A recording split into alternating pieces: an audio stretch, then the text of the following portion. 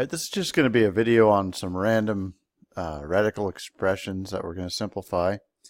And you've got this first one here. So, pause the video and see if you can simplify this thing. All right, so the trick to this thing is, it looks like it is simplifiable because the cube root of 27 is 3 and the cube root of a cubed is a. So you might think the answer is 3 plus a.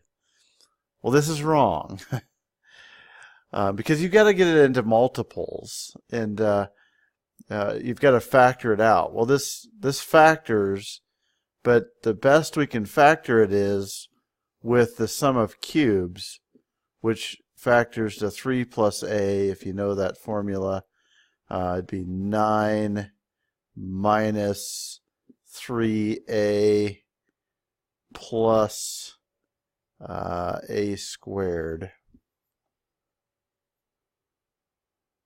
And so that doesn't factor into a group of 3. And so you're just, that's it. That's all you could do with it. Really this is as simple as we can make that expression without pulling out a calculator and plugging in something for a. So that's it for that one. It was kind of a trick one. So that's as simplified as it can be. Okay, this one here, again, pause the video, see if you can solve it, and then give it a shot. So with this one, cube root of 9, 9, you could split this up into separate cube roots. That's a lot of times what I do. Helps you think about it, break it into smaller problems. Well, the cube root of 9 doesn't simplify. 9 is 3 and 3. And we're looking for groups of 3, and we don't have that. So cube root of 9 is already simplified. The bottom, however, cube root of 16, that's 4 and 4. And 2 and 2 and 2 and 2. And then obviously p to the 4th is p, p, p, p, p, p, p, p, p. Sorry, just 4 of them. And so here's a group of 3 2's.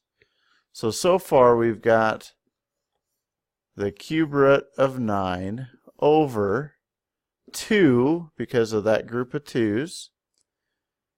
And then p, if you wrote that out 4 times, p, p, p, p, there's a group of 3, so one of those is going to come out. And then we'd have the cube root of 2p left over for this 2 and this p. They stay in there inside the radical. All right, so we're not quite done. Boy, I don't like that green. That is hard to see. Sorry about that. So we've got the cube root of 9 over 2p cube root of 2p. And so we don't want to leave a radical in the denominator. So what I'm going to do is multiply the bottom by the cube root of 4p squared. And whatever you do to the bottom, you do to the top, so that you're just multiplying it by 1.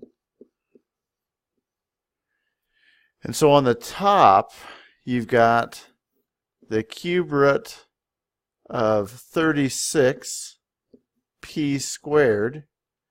And 36, even though it breaks down, it doesn't break it down into any pairs.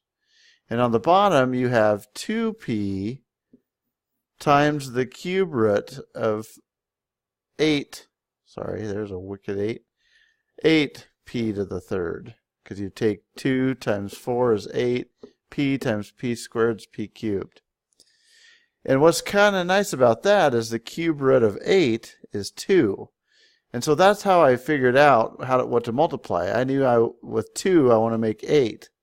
So I just multiplied by 2 more 2's to give me the 8 so that the cube root disappears on the denominator. And same with p. I've got 1 p, so I need 2 more to get a group of 3. And so now our simplified expression is cube root of 36p squared over, well, this is 2p times the 2p that's there over 4p squared.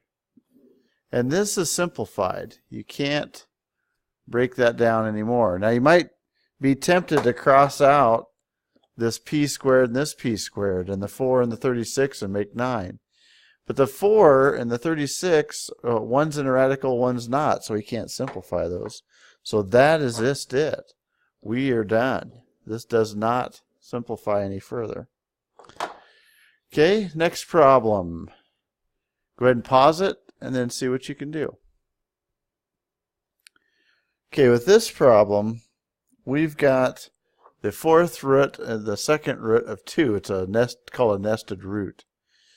And what's nice about a nested root is you can just multiply those together.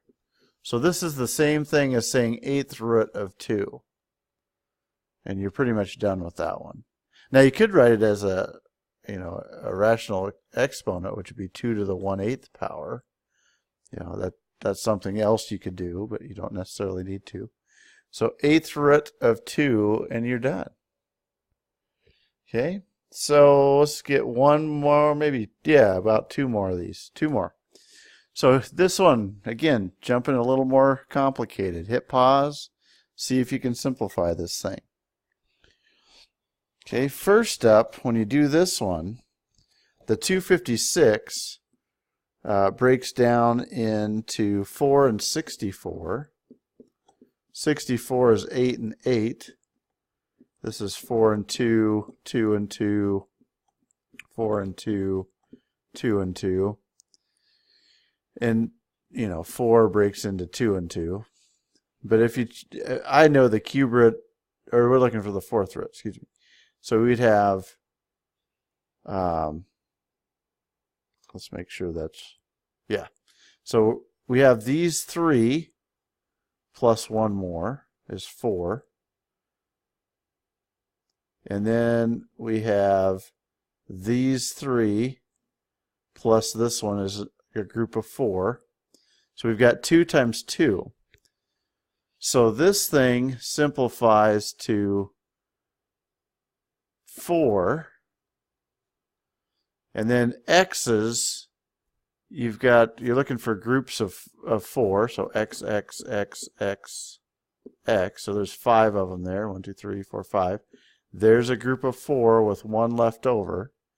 So that'd be x with a fourth root of x left. And then y to the 6th, if you listed all those out, there's 6 of them. And we're looking for groups of 4. So there's my group of 4 with 2 left over. So that'd be y there for the group of 4. Y squared here. The other thing, and not that I'm really concerned about this, but the x and y here would have to be positive coming out of a fourth root. So you could put absolute values on it. I'm not too worried about it. Now let's simplify the other side. And so 625, we don't want to use black. That's no fun. 625 is 5 and 125, and then 5 and 5. And that's it. There's not a group. There's not a fourth root of that. There's not 4 of them, because 625 is just 5 times 5 times 5. And so you got to leave it. But x to the 9th, you've got 9 x's. You don't have to always do this. 1, 2, 3, 4, 5, 6, 7, 8, 9. There's a group of 4, and there's a group of 4 with 1 left over. So we know it's x squared with 1 left over. So, and the 625 was left over. Okay, and then y squared doesn't simplify. And so that's just your final answer. It's going to be x squared and then the fourth root of 625xy squared. And you could do some nested root things, but because fourth root could be broken up into 2 square roots. That might help you a little bit, but it'd still be pretty complicated. And so there you have it. You're pretty much done. You can't add these two things together. You're just left with this as your simplified expression. Not much simpler than it was before. Okay, and then the last one, and you can't see the problem. So let's see if we can get that problem so you can see the whole thing, because it's missing one thing. There we go. I cut off, there's a parenthesis on the end, I'm cutting it off, and there's a parenthesis on the other end. So we're multiplying these. Notice there's nothing there, so it's a multiplication. But before we do, so this is the cube root of 11 minus 1.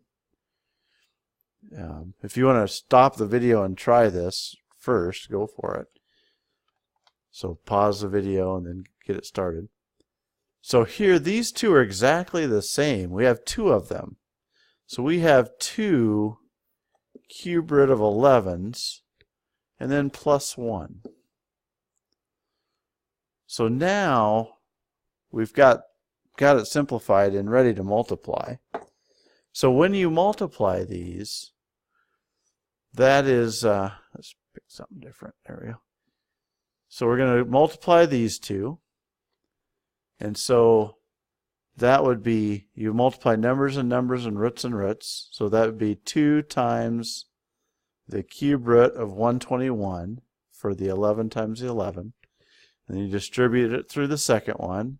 So cube root of 11 times 1 would be plus the cube root of 11. Okay. Then you do the negative 1 through both, so then that would be minus 2 cube root of 11, and then negative 1 times 1 is minus 1. And we're almost done here. Cube root of 121 does not break down because that's 11 and 11. We're looking for groups of 3. There's nothing you could do to that, so we'll just leave it. But this cube root of 11 and negative 2 cube root of 11 do combine. So you could put a 1 here if there's no number there. And so really it's 1 cube root of 11 minus 2 cube root of 11, which is negative 1 cube root of 11 minus 1, and then 2 cube root of 121 here. And so here is your expression that's left over from doing that one. And I think I'm going to stop there. 13 minutes is plenty. So I hope this helps you out if you're struggling with some radicals. These are some kind of oddball examples. And see you next time.